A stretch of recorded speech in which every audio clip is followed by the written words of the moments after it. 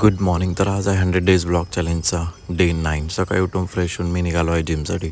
जिममध्ये गेल्यानंतर मी केलं आपलं सेशन वॉर्मअपपासून स्टार्ट, कारण की आज मी शोल्डरचं वर्कआउट करणार होतो. त्यानंतर मी केलं फर्स्ट मी रॉडपासून स्टार्ट केलं. त्याच्यानंतर मी डंबलचे 3 सेट 12 रिपिटेशन मारले. त्यानंतर मी फ्रंट डंबल मारलेलं. त्यानंतर मी केलेलं आहे साईड डंबल्स. त्यानंतर मी ओव्हरहेड पुश डाऊन केलेलं आहे, त्याचे पण 3 सेट 12 रिपिटेशन. त्यानंतर मी बॅक प्रेस केलेलं आहे 12 रिपिटेशन. त्यानंतर क्रंचेस केलेले आहे. त्यानंतर घरी आल्यानंतर मी केला आहे आज नाश्ता. तर आज नाश्त्यामध्ये बनवले होते काकडीचे पराठे.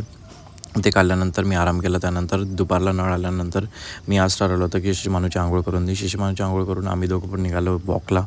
वॉकवरून आल्यानंतर मी बसलो आपला सेटअप रेडी करून पेंटिंग बनवायला. तर माझ्याकडे खूप सारे कलर पेन्स होते, तर त्याचा यूज करून मी काहीतरी नवीन ट्राय करत होतो. पेंटिंग करून मी केलं रात्रीचं जेवण. त्यानंतर मी बसलो बुक वाचायला. भेटूया नेक्स्ट ब्लॉगमध्ये.